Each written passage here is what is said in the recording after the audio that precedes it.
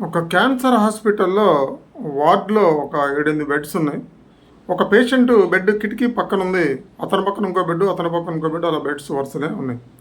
ఈ కిటికీ పక్కన ఉన్న పేషెంట్స్‌ని డాక్టర్లు పరిశీలించి, "నువ్వు కొన్ని రోజుల్లోనే చనిపోతావు.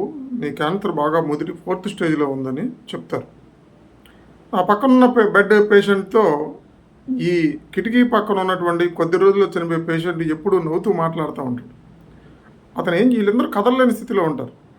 అతను ఏం చెప్తుంటాడంటే, కిటికీలో దూరంగా ఉన్నటువంటి లొకేషన్ని తన పక్కనున్న ఫ్రెండ్కి బాగా షేర్ చేస్తూ ఉంటాడు.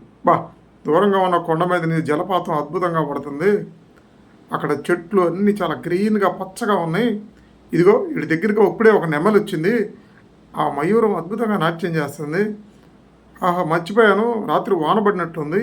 ఇదిగో ఈ గులాబీ చెట్టు అద్భుతంగా మంచి మంచి పూలు పోస్తుంది అని ఎప్పుడు ఈ పక్కనున్న వ్యక్తికి ఎప్పటికప్పుడు మారుతున్నటువంటి వాతావరణాన్ని ఎక్స్ప్లెయిన్ చేస్తూ ఉంటాడు. ఇతను కిటికీగా దూరంగా ఉండటం వలన వాటిని చూడలేడు అనమాట. అందువల్ల అతను చెప్పే మాట కూడా చాలా ఆనందపడుతూ ఉంటాడు. అలాగే ఎప్పుడు ప్రతిరోజు పూలు పోస్తున్నాయని, మేఘాలు నల్లగా ఉన్నాయని, దానికి మెరుపు హంగులు గుచ్చిందని, నెమలి నాట్యం చేస్తుందని, జలపాతం ఉధృతంగా పడుతుందని, అతను అక్కడ ఉన్నటువంటి పరిసరాలని ఇతనికి చాలా చక్కగా కంటికి కట్టినట్టుగా చెప్తూ ఉంటాడు. ఈ పక్కనున్న పేషెంట్ ఎంతో సంతోషంగా ఆలోచిస్తూ ఉంటాడు. కానీ ఈ పక్కనున్న బెడ్ మీద ఉన్న వ్యక్తికి ఆలోచన ఎలా ఉంటుందంటే, ఈ కిటికీ పక్కన ఉండటం వల్ల ఇవన్నీ భలే చూడగలుగుతున్నాడు. ఈయన త్వరగా చనిపోతే నా కిటికీ పక్క మార్చుకొని నేను కూడా రోజు అవన్నీ చూసి ఎంజాయ్ చేయాలి. ఎప్పుడు చచ్చిపోతాడు రా బాబు అని చెప్పేసి ఈ పక్కనున్న బెడ్డు అలా ఆలోచిస్తూ ఉంటాడు. అతనేమనుకుంటున్నాడు, నేను కొద్ది రోజులు చనిపోయినా కానీ నా ఆనందాన్ని పక్కనోడితో పంచుకుని అతను కూడా ఆనందంగా ఉంచాలని అతను అనుకుంటున్నాడు. ఇతని నైజం ఇలా ఉంటే అతని నైజం అలా ఉంటుంది. కొన్ని రోజుల తర్వాత ఈ కిటికీ పక్కన ఉన్న పేషెంటు చనిపోతాడు. చనిపోయినప్పుడు ఇతను ఎమ్మటే ఆ హాస్పిటల్ సిబ్బందిని బ్రతిమలాడుకొని తన బెడ్ని ఆ కిటికీ పక్కకి మార్చుకుంటాడు.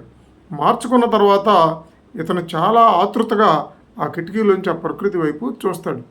చూస్తే అక్కడ సెలయేరు లేదు, జలపాతం లేదు, గులాబీ మొక్క లేదు, ఏమీ లేదు. అన్ని బండరాళ్ళు, ముళ్ళ కంపలు తప్ప అక్కడ ఏమీ లేదు. చూడండి, చనిపోయిన వ్యక్తి పక్క మనిషి ఆనందం కోసం అక్కడ ఏమీ లేకపోయినా ఎంతో పాజిటివ్గా చెప్పాడు. ఇతను తనకు ఆనందంగా చెప్తున్నా కూడా అతను చనిపోవాలని ఇతను కోరుకున్నాడు. ఏం నైజాలండి మనుషులు, ఎప్పుడు మారతారో మనుషులు.